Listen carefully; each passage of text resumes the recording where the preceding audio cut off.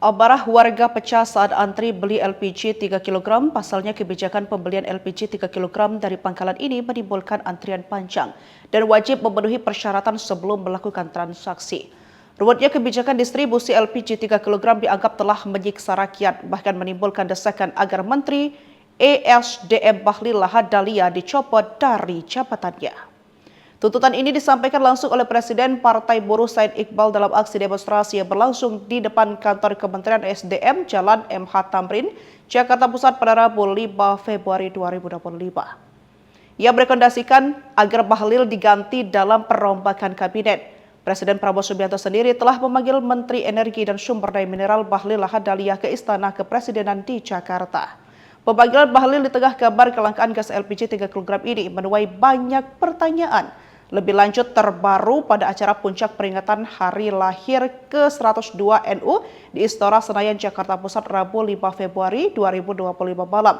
Presiden Prabowo Subianto menegaskan bakal menyingkirkan pembantunya di kabinet pemerintahan yang tidak benar-benar bekerja untuk rakyat.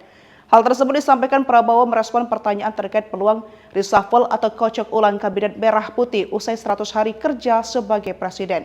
Prabowo pun mengaku telah berkali-kali memperingatkan jajaran pemerintahannya untuk mengikuti arahan demi kesejahteraan rakyat. Prabowo menegaskan ia tidak akan segan menindak siapapun yang tidak mau patuh dan mengikuti arahannya dalam membangun bangsa. Bapak Presiden memerintahkan ke saya sejak dari tadi malam, tadi pagi sampai dengan hari ini. Tugas kami atas perintah Bapak Presiden adalah memastikan seluruh proses subsidi tepat sasaran. Yang kedua, ditata kelolanya harus baik.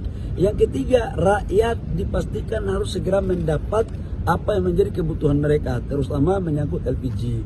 Jadi harus dapat, jangan jauh-jauh, kata Bapak Presiden. Makanya kita rubah dari yang tadinya pengencer itu, yang tadinya belinya di pangkalan, sekarang kita aktifkan pengencer dengan merubah nama menjadi subpangkalan, dengan kita memberikan fasilitas teknologi agar bisa kita aplikasi, agar bisa kita pantau pengendalian harga berapa yang dia jual dan kepada siapa agar tidak terjadi penyalahgunaan. Jujurlah, ada oknum-oknum kok yang main untuk menyalahgunakan subsidi ini. Masa kita mau biarkan, masa kita mau kalah dari pemain-pemain ini? Kalau saya sih itu aja.